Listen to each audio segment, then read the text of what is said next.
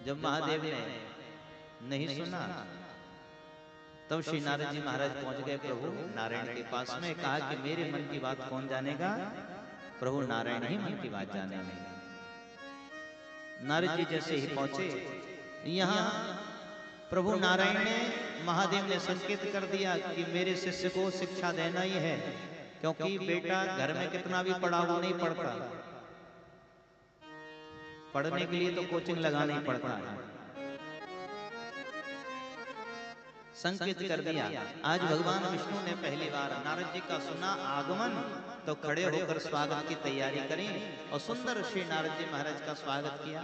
स्वागत करने के बाद में सुंदरासन पर बैठाया और बैठाने के बाद में नारद जी महाराज ने ज्यों ही कहा कि मैंने तपस्या की, और उसी समय भगवान विष्णु तो कहने लगे अरे अरे आप मत सुनाइए, हम सुनाते हैं। भला दूसरा कौन होगा नारद जी आप जैसा, जिसने कि आज कामदेव के ऊपर विजय प्राप्त की है। अरे स्वयं महादेव, देवादिदेव महादेव को भी जागना पड़ा, लेकिन नारद जी तुम धन्य हो, धन्य हो, धन्य हो, तुमने ऐसी सुंदर तपस्या की। अब नारद जी महाराज के मन में और आनंद हो गया। कोई मन की बात कह दे तो व्यक्ति वहीं रुक जाता है, ठहर जाता है। नारद जी को लगा कि ये हमें जान गए हैं, ये हमें सही पहचान रहे हैं, हमारी प्रशंसा कर रहे हैं। ध्यान देना, जीवन में प्रशंसा सुनना भी ठीक नहीं है। कोई प्रशंसा भी करे तो ज्यादा उस पर ध्यान ना दीजिए, ठीक है? ये सब परमात्मा ने किया है, हमने इसमें कुछ नहीं किया। हम कुछ करने वाले नहीं है, तो परमात्मा करने वाले।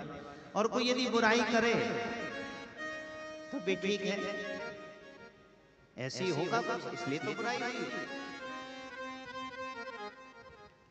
आपने हाथी को देखा होगा, हाथी सबने देखा ना।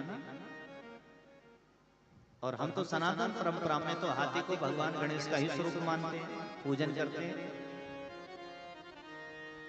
जिस नगर में हाथी आता है, नगरवासी सभी उसकी हाथ जोड़कर प्रशंसा करते हैं, प्रणाम करते हैं ना, सभी प्रणाम करते हैं।